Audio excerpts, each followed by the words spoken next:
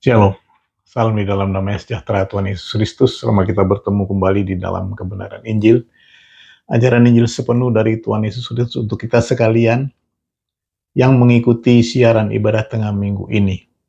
Di mana saja saudara berada, Tuhan Yesus memberkati. Tema dari firman Tuhan di hari ini mengambil judul Tugas Kenabian. Saudara-saudari yang berbahagia di dalam Injil sepenuh, tugas kenabian itu adalah pelajaran yang penting untuk kita selaku umat Kristus yang hidup di zaman ini. Sekali lagi, tugas kenabian itu adalah pelajaran penting untuk zaman ini.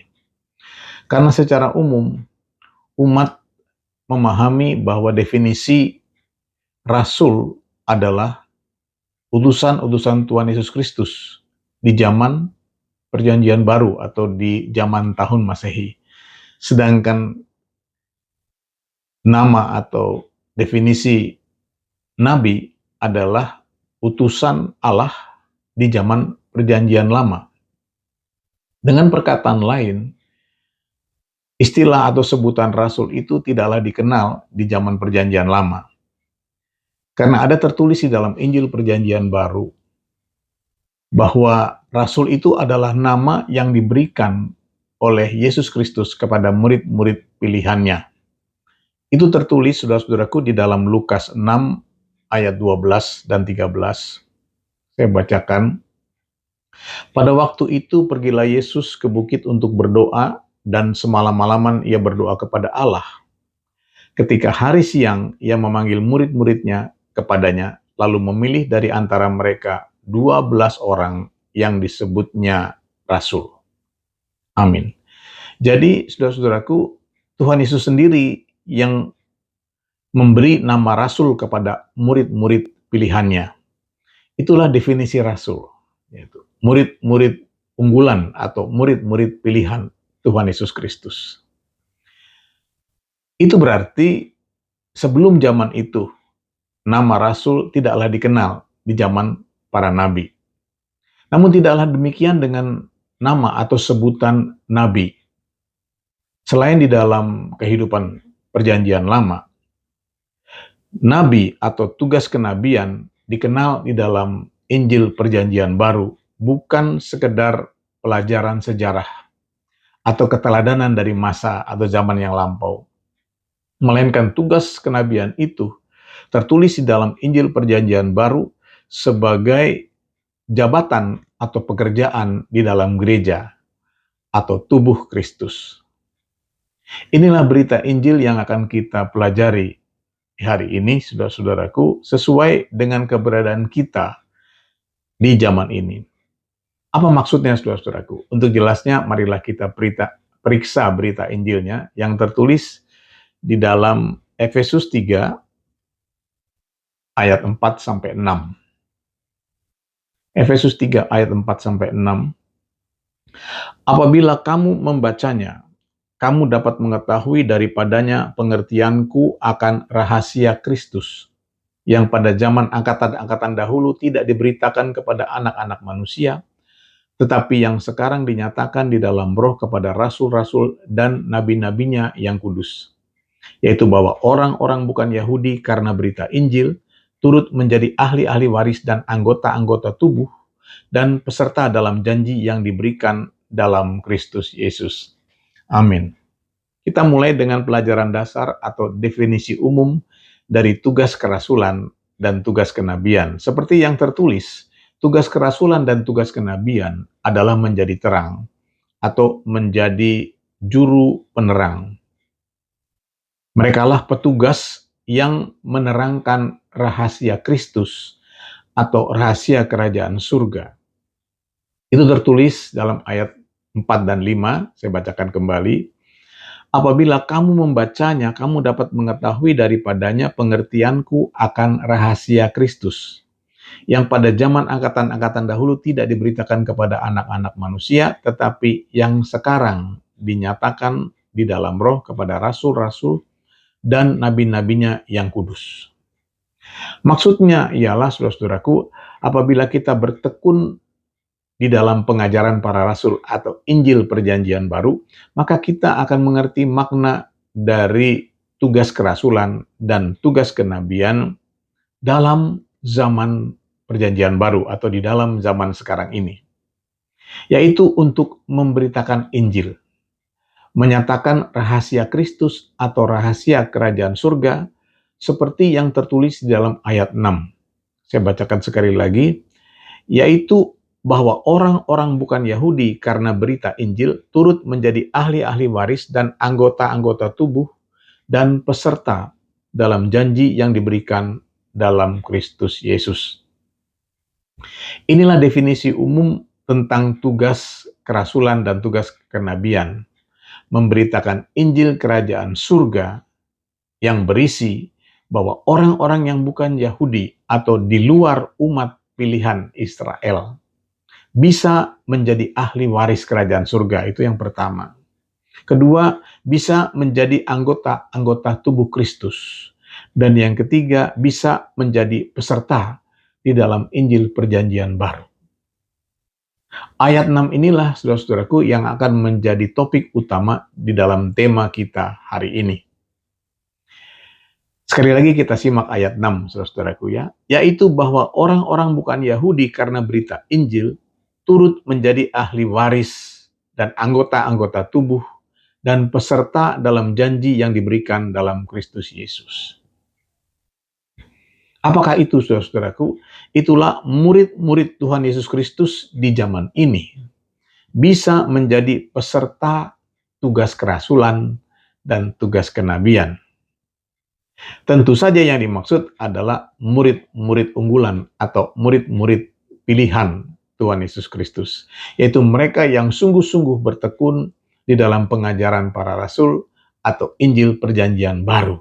Karena ketekunan itulah yang akan membuat kita mengerti dan dapat membedakan antara tugas kerasulan dan tugas kenabian. Sebab sesuai nama yang berbeda, saudara-saudaraku, pastilah tugas masing-masing itu memiliki spesifikasi yang tidak sama, sesuai karunia atau pemberian dari Allah. Seperti tertulis di dalam kitab 1 Korintus 12 ayat 27 sampai 29. Kamu semua adalah tubuh Kristus dan kamu masing-masing adalah anggotanya. Dan Allah telah menetapkan beberapa orang dalam jemaat. Pertama sebagai rasul, kedua sebagai nabi, ketiga sebagai pengajar. Selanjutnya mereka yang mendapat karunia untuk mengadakan mujizat, untuk menyembuhkan, untuk melayani, untuk memimpin, dan untuk berkata-kata dalam bahasa roh. Adakah mereka semua rasul atau nabi atau pengajar? Sampai di situ, saudara-saudaraku, sampai ayat 29a. Jelaslah sesuai dengan namanya, masing-masing tugas memiliki spesifikasi yang tidak sama.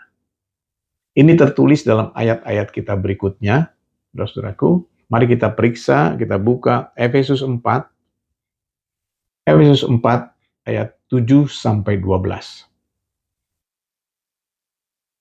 Tetapi kepada kita masing-masing telah dianugerahkan kasih karunia menurut ukuran pemberian Kristus. Itulah sebabnya kata Nas, tatkala ia naik ke tempat tinggi, ia membawa tawanan-tawanan, ia memberikan pemberian-pemberian kepada manusia. Bukankah ia telah naik berarti bahwa ia juga telah turun ke bagian bumi yang paling bawah? Ia yang telah turun, ia juga telah naik jauh lebih tinggi daripada semua langit untuk memenuhkan segala sesuatu. Dan ialah yang memberikan baik rasul-rasul maupun nabi-nabi, baik pemberita-pemberita Injil maupun gembala-gembala dan pengajar-pengajar, untuk memperlengkapi orang kudus bagi pekerjaan pelayanan bagi pembangunan tubuh Kristus. Amin. Saudara-saudaraku yang berbahagia, memang di dalam ayat-ayat ini tidak diuraikan secara jelas tentang tugas kerasulan dan tugas kenabian. Yang ada adalah penegasan bahwa tugas kenabian adalah bagian dari pekerjaan pelayanan jemaat atau tubuh Kristus. Ini tertulis dalam ayat 11 dan 12, saya bacakan kembali. Dan ialah yang memberikan baik rasul-rasul maupun nabi-nabi, baik pemberita-pemberita Injil maupun gembala-gembala dan pengajar-pengajar untuk memperlengkapi orang-orang kudus bagi pekerjaan pelayanan, bagi pembangunan tubuh Kristus. Jelaslah di sini tugas kenabian adalah bagian pekerjaan pelayanan di dalam gereja atau di dalam jemaat. Saudaraku yang berbahagia, dalam Injil sepenuh, umumnya kita telah mengenal karakter para rasul, atau karakter para penginjil, atau apa itu pengajar, apa itu para gembala-gembala.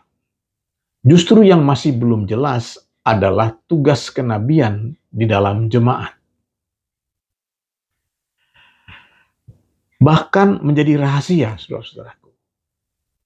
Pentingkah ini untuk kita mengerti? Inilah yang menjadi intisari dari firman Tuhan di hari ini. Sebagaimana telah disampaikan tadi di awal, tugas kenabian adalah pekerjaan penting untuk kita yang hidup di zaman sekarang ini. Bagaimanakah kita dapat memahaminya? Saudara-saudaraku, meskipun tidak diuraikan secara spesifik, kitab Efesus 4 yang kita baca tadi telah memberikan petunjuk yang tertulis di dalam ayat 7-10. Kita simak kembali, saudara-saudaraku, kita teliti kembali ayat 7-10. Tetapi kepada kita masing-masing telah dianugerahkan kasih karunia menurut ukuran pemberian Kristus. Itulah sebabnya, jadi saling berhubungan. Itulah sebabnya, kata Nas, tatkala ia naik ke tempat tinggi, ia membawa tawanan-tawanan. Ia memberikan pemberian-pemberian kepada manusia. Bukankah ia telah naik, berarti bahwa ia juga telah turun ke bagian bumi yang paling bawah.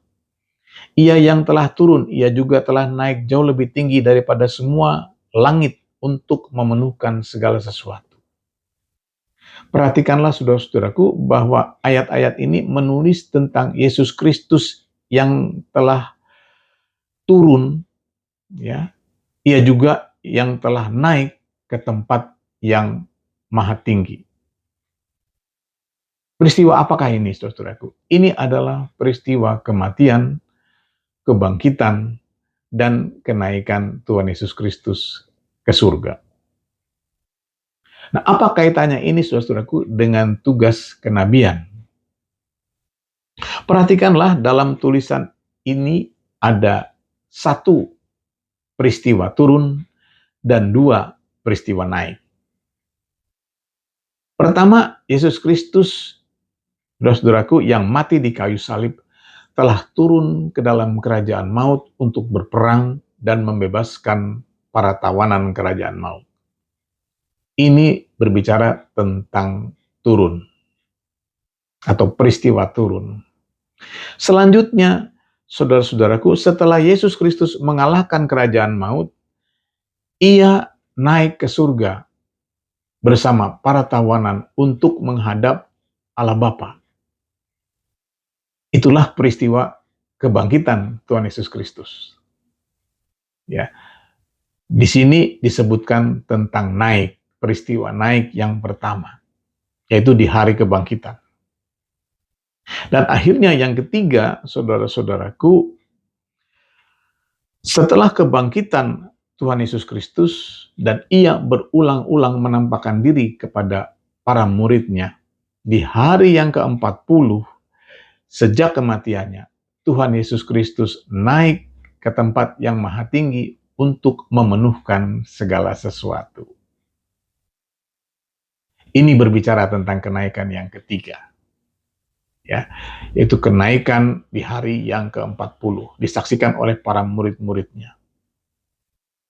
Perhatikanlah, saudara-saudaraku, tertulis Tuhan Yesus Kristus yang naik ke tempat tinggi adalah untuk memenuhkan segala sesuatu. Apa maksudnya?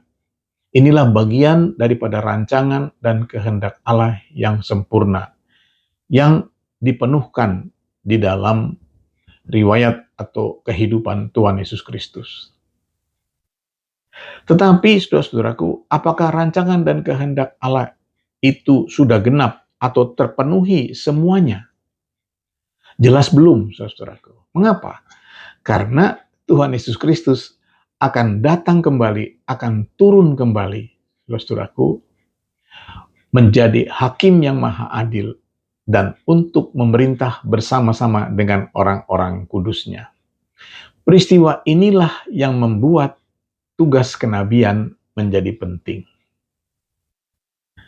yaitu untuk mempersiapkan kedatangan Tuhan Yesus Kristus yang kedua kali. Karena tentang riwayat Yesus Kristus, termasuk tentang kematian, kebangkitan, kenaikannya ke surga, dan juga pemberian-pemberiannya dari surga, yaitu karunia surgawi. Saudara-saudaraku, adalah merupakan tugas kerasulan yang dikerjakan oleh para penginjil, yang dikerjakan oleh para pengajar, dan dikerjakan oleh para gembala. Sedangkan tugas kenabian adalah pekerjaan seperti yang dikerjakan oleh Yohanes Pembaptis, yaitu mempersiapkan jalan untuk kedatangan Yesus Kristus Sang Mesias. Itulah yang disebut sebagai tugas kenabian, saudaraku, sebagaimana dikatakan oleh Zakaria, sang ayah yang menerima perjanjian tugas kenabian yang akan dikerjakan oleh putranya. Itu tertulis di dalam Injil Lukas 1 ayat 76. Lukas 1 ayat 76. Dan engkau, hai anakku, akan disebut Nabi Allah yang Maha Tinggi, karena engkau akan berjalan mendahului Tuhan, saudaraku, untuk mempersiapkan jalan baginya. Amin. Haleluya, saudaraku. Puji Tuhan, identik dengan tugas Yohanes Pembaptis, yaitu tugas kenabian. Demikianlah kehendak Tuhan Yesus Kristus untuk kita yang hidup di zaman ini. Mengapa, saudara-saudaraku? Karena lewat tanda-tanda zaman, kita menyadari bahwa hari-hari ini kita sudah memasuki akhir zaman. Khususnya, saudara-saudaraku, pandemi COVID-19 yang melanda atau menyerang seluruh dunia tanpa terkecuali. Dan saudara-saudaraku, diikuti atau dilanjutkan dengan krisis dunia yang berkepanjangan, krisis dunia yang berkelanjutan seperti sekarang ini. Itulah tanda akhir zaman. Tanda kedatangan Tuhan Yesus Kristus yang sudah dekat dan harus dipersiapkan. Itulah sebabnya tugas kenabian adalah tugas yang penting untuk kita di zaman ini. Sebagaimana Yohanes Pembaptis berseru di padang gurun, bertobatlah, kerajaan surga sudah dekat. Demikianlah keadaan dunia sekarang ini, seperti padang gurun yang kering dan gersang. Saudara-saudaraku, kita selaku umat Kristus harus bersaksi kepada dunia bahwa kedatangan Tuhan Yesus Kristus sebagai hakim yang maha adil sudah dekat. Perhatikanlah bahwa tugas kenabian ini sesungguhnya adalah pekerjaan yang sangat sederhana dan bisa dilakukan oleh semua orang. Hanya memberi peringatan, saudara-saudaraku, kepada siapa saja yang ada di luar gereja. Memberi peringatan kepada semua saja yang berada di luar gereja bahwa kedatangan Tuhan Yesus Kristus sudah dekat. Kemudian, saudara-saudaraku, kalau mereka bertanya seperti orang-orang Israel bertanya kepada Yohanes Pembaptis, apa yang harus kami lakukan? Jawablah, datang ke gereja. Atau kembalilah ke gereja untuk orang-orang yang sudah meninggalkan ibadahnya.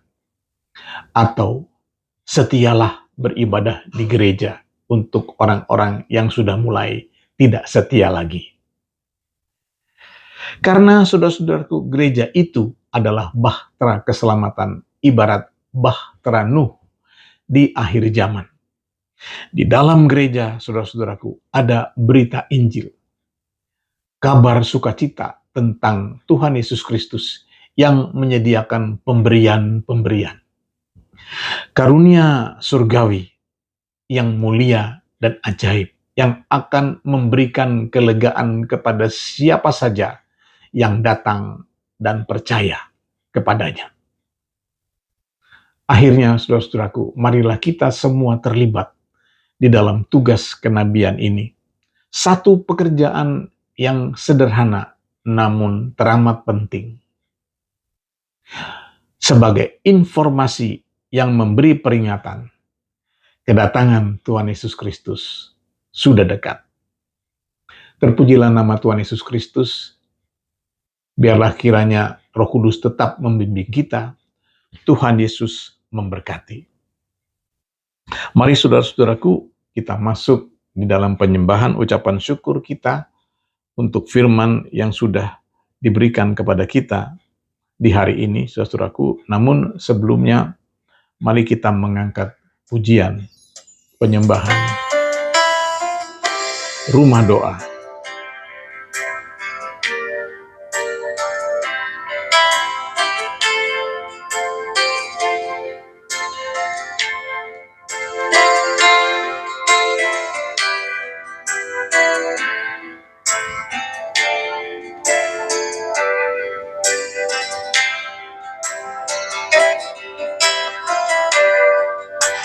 Ku bawa hidupku sekarang ke tempat kudus-Mu, Tuhan. Di mezbah-Mu ku serahkan seluruh hidupku. Penuhi hatiku sekarang dengan urapan yang baru, agar aku lebih lagi mendengar suara-Mu.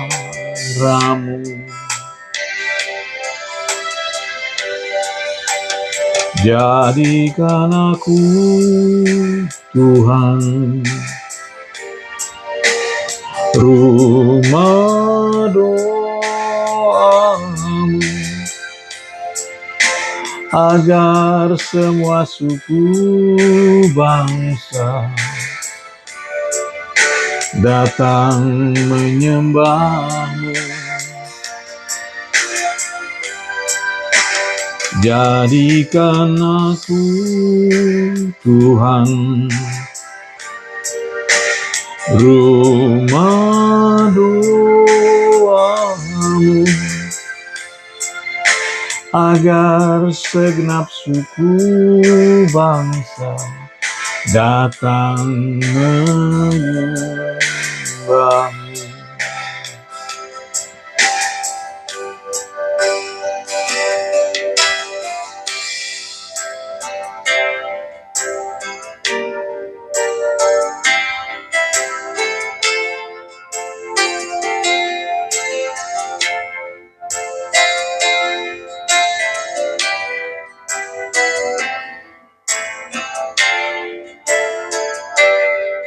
Penuhi aku sekarang.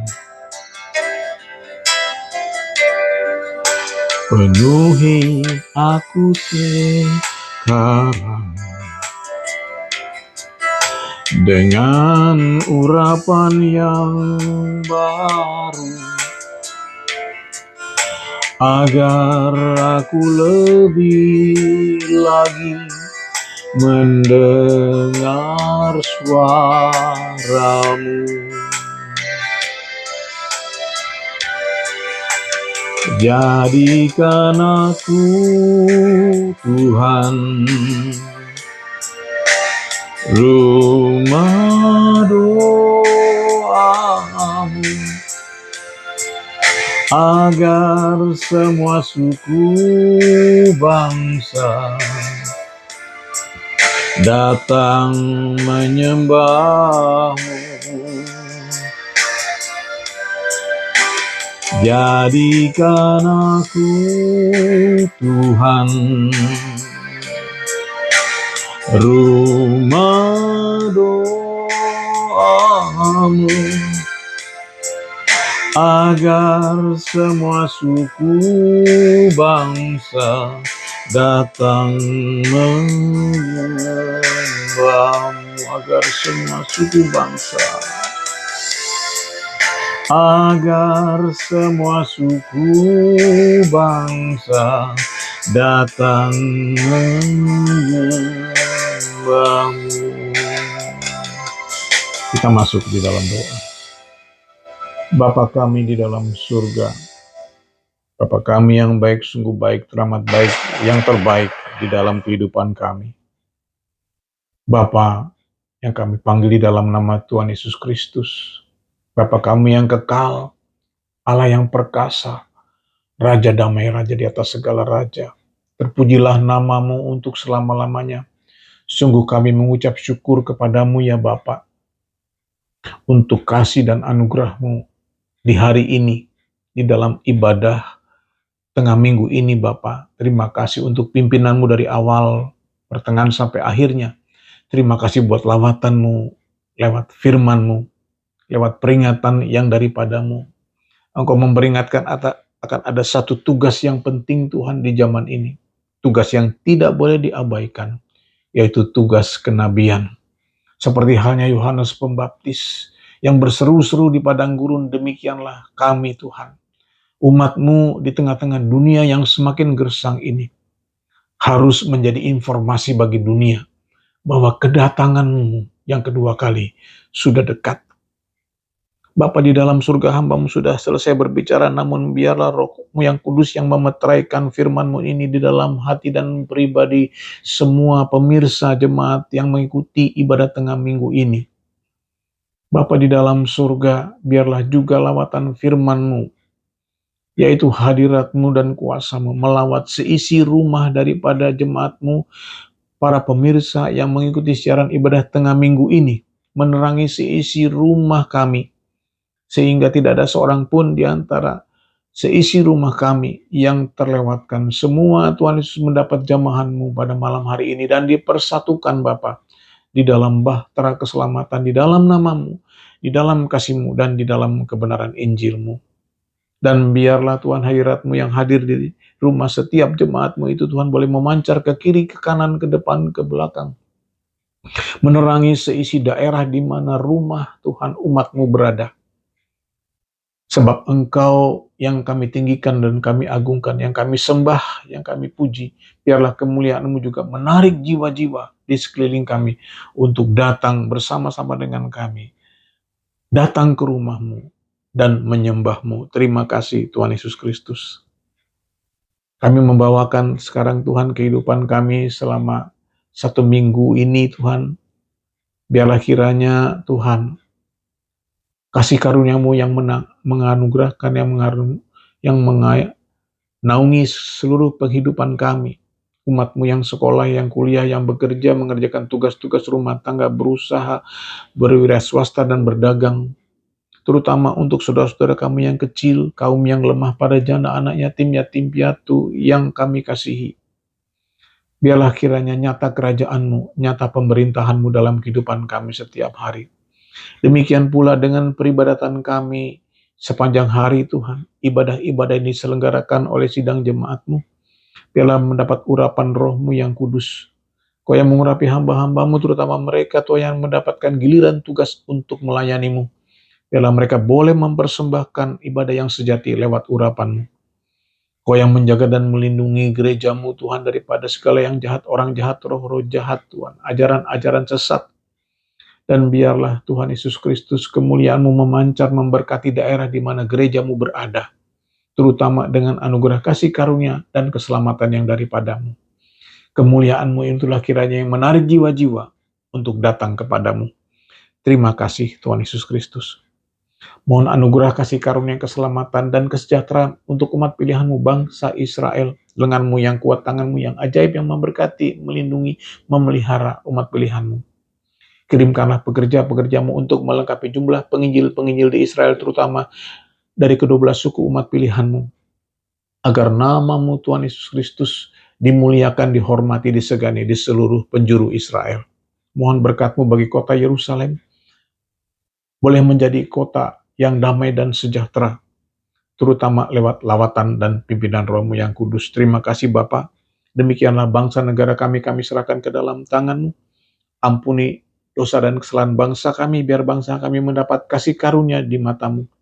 Selamatkanlah Tuhan di dalam kebenaran Injil-Mu, kirimkanlah pekerja-pekerja-Mu melengkapi jumlah penginjil-penginjil yang ada di Indonesia, dengan urapan tanda-tanda ajaib di dalam nama-Mu, agar bertambah-tambahlah jumlah dan bilangan saudara-saudara kami sebangsa dan setanah air yang bertobat, menerima Yesus Kristus sebagai Tuhan dan Juru Selamat. Jumlahnya lebih banyak daripada saat kemarin kami berdoa kepadamu.